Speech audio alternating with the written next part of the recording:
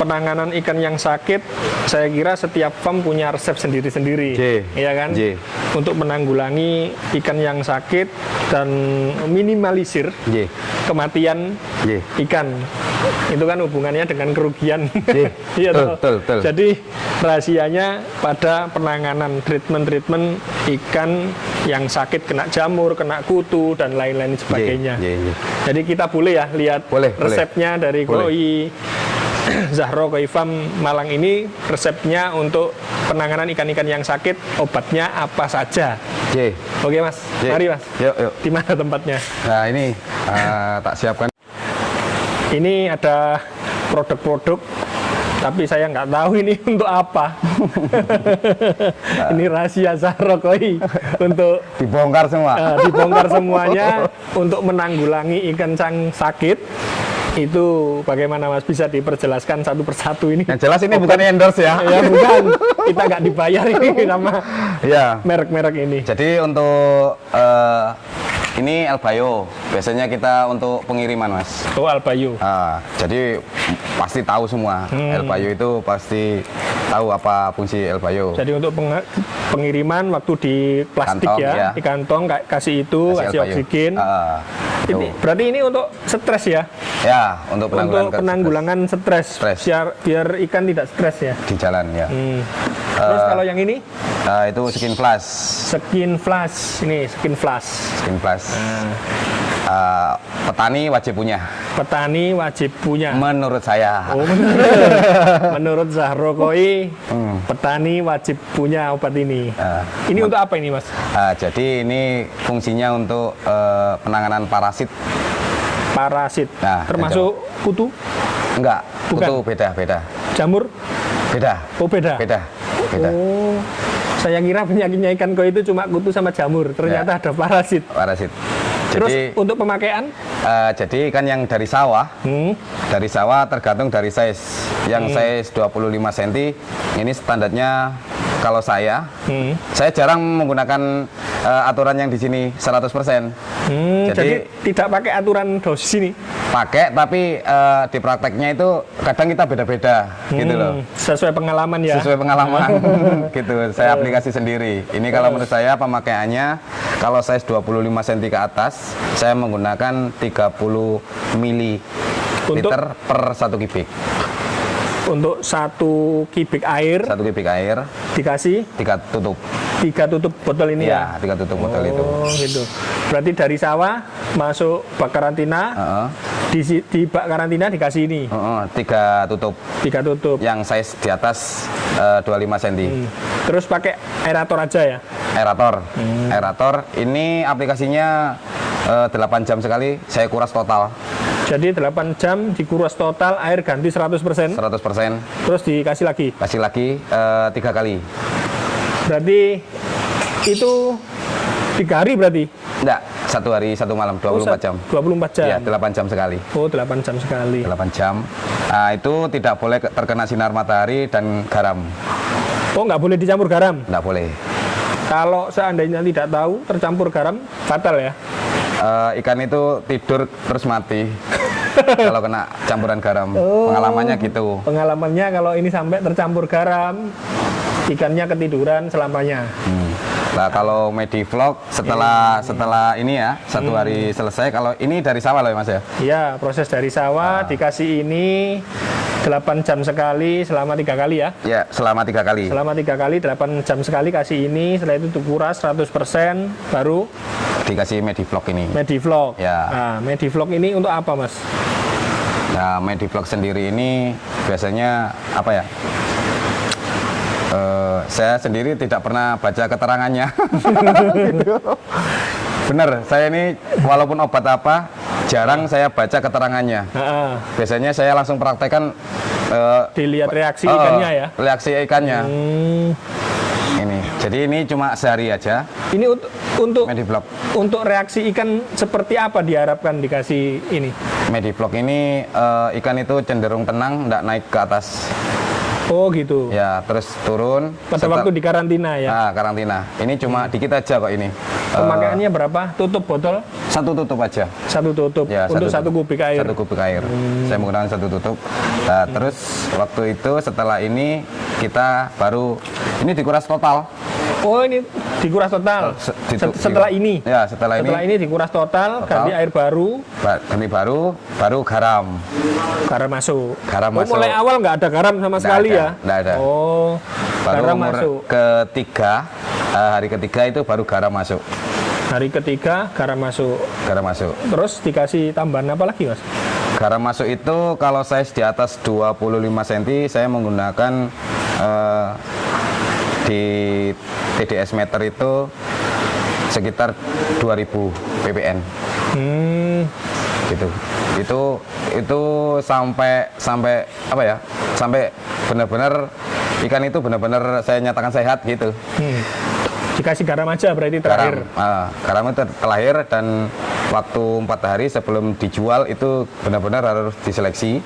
Biasanya fungsi 4 hari itu sebelum dijual kita mau, kalau waktunya masih nutut, kita bersihkan kutu-kutu menggunakan kutu blast. Oh, pakai kutu blast. Kutu blast. Berapa hari itu untuk pemakaian kutu blast? Kutu blast itu cukup 2 hari sudah rontok ya? Iya, udah. Itu pakai aerator sama heater nggak pakai? Pakai aerator.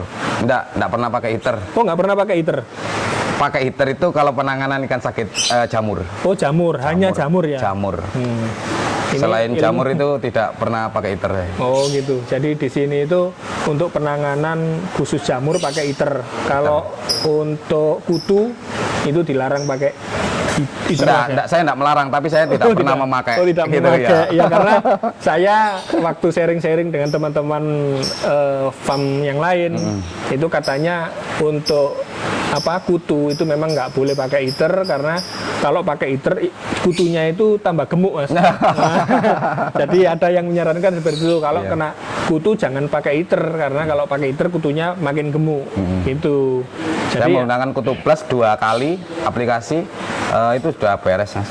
Oh, beres ya. Sudah beres. Terus ini untuk obat ini apa ini? Itu amoxel.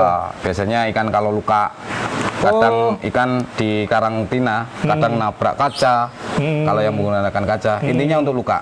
Untuk luka. Ini juga pakai di larut ya, berlarut ya? Enggak, saya tuh enggak pernah saya larutkan. Saya cuma tak oleskan kepada yang lukanya. Oh. Jadi ikannya dipegang, dioleskan kepada yang luka. Nah, nanti kena air apa enggak? Kena air. Kena air nggak hilang obatnya? Lebih apa ya? Kalau dikasih air itu kayaknya kurang efektif deh. Oh, kalau gitu. menurut saya. Jadi saya oleskan aja. Kayak betadine itu ya? Iya, kayak apa ya? Super Tetra itu. Super Tetra. Oh, jadi kalau luka dikasih ini. Itu biasanya sering dipakai cutting. Oh, untuk cutting. Ya, untuk jadi cutting. Setelah di cutting dikasih ini. Dioleskan ini. Oh. Gitu. Nanti sembuhnya berapa hari? Kalau ini cuma sekali ini aja. Oh, sekali? Ya, habis luka dikasih sekali langsung setelah itu? Terus di heater. Kalau waktu cutting itu kita heater. Oh, di heater? Heater selama mungkin 2 minggu baru menyatakan kering. Oh, gitu ya. Jadi untuk cutting itu apa, Mas? Tujuannya dari cutting itu apa? Memang kadang-kadang orang itu kan suka yang ori. Ya. Terus kan kalau cutting itu kan orinya hilang gitu loh. Ya, tujuannya cutting itu sebenarnya enggak murni untuk membentuk pola, bukan? Membentuk pola, bukan. Oh, bukan. Untuk merapikan untuk kontes. Oh, untuk kontes. Memang diperbolehkan ya kalau kontes dirapikan gitu. Untuk ya, yang penting kering seperti aslinya. Ya kenapa tidak? Itu kan cuma perapian aja. Oh, perapian. Iya, saya itu cuttingnya itu perapian, enggak murni langsung dibentuk-bentuk pola, enggak. Gitu. Dikasih level apa? Iya, enggak, ya. Gitu. Oh, hanya perapian aja. Itunya ya, jarak antara warnanya ya. Kadang gradasinya itu tak cutting dikit itu. Oh. Ini rahasianya dibongkar, guys. Kadang tanjunya bleber, dirapikan gitu. Dibuletkan gitu ya. Gitu. Terus yang ini, Mas, ini untuk apa ini? Itu desinfektan untuk ini, Mas. kalau kita mau video ikan, sebelum ditaruh di bak itu disemprot desinfektan dulu. Baknya? Ya, baknya. Oh, berarti baknya wajib dikasih ini. Disemprot-semprot gitu aja. Untuk pemutuan ya. Ya. Untuk mau dijual biasanya di video, di foto, dimasukkan ke bak biru itu. Nah, baknya terlebih dulu dikasih ini. Disemprot itu dulu. Disemprot ini ya. Ini ada contoh. Lah ini desinfektan. Oh. Datang buat tangan kita juga di baknya. Ikannya biar gak kena corona guys. Kasih ini. Nah, ini kopi nih Mas ya? Ya, kopi PK. Itu PK. Kopi PK. Banyak sekali PK-nya. PK-nya ini umur mulai punya ikan, pelihara ikan baru ini. Sampai segini sampai habis segini, sampai detik ini. Terus penggunaan PK. Penggunaan PK ini biasanya kita itu malpraktek ya. Yeah. Kalau kita nggak pernah tahu dan tidak mau belajar, kita kadang-kadang itu malpraktek. Ini sebenarnya untuk jamur, kutu atau apa? Kalau saya menggunakan PK itu khusus yang terkena jamur. Oh, jamur. Jamur. Jamur insang. Kalau jamur kan sebenarnya jamur insang itu bisa diobatin. Kalau si pemilik itu tahu tanda-tandanya di badannya. Kalau sudah parah, ya cuma bisa diobati dengan doa. Terus ini pemakaiannya dilarutkan dalam air. Dilarutkan dalam air. Terus ikannya dimasukkan. Ya. Berapa menit atau berapa jam ikan di situ? Tergantung dari size ikan sendiri. Oh gitu. Ya. Semakin kecil semakin cepat. Semakin cepat. Diangkat ya. Ya, kalau size pengalaman saya itu di bawah 15 cm, itu maksimal 2 menit. Di bawah 10 cm. 10 cm. 15 cm ke bawah itu 2 menit cukup. Kalau ke atas? Kalau ke atas saya pernah sampai 1 jam. 1 jam? 1 jam. Nggak apa-apa? Bahkan sampai 4 jam. Gitu. Kalau jamur. Oh, jamur ya. Kalau kutu nggak pakai ya? Kutu blast aja ya? Kutu blast. Kalau kutu itu simple sebenarnya. Ikan flashing itu simple banget. Kutu blast aja beres. Oh, di karantina diambil, kasih kutu blast 2 hari. 2 kali. 2 kali. 2 kali pemakaian, minimal itu 6 jam. Kalau kutu clean nggak pernah pakai Pak? Jarang ya pakai.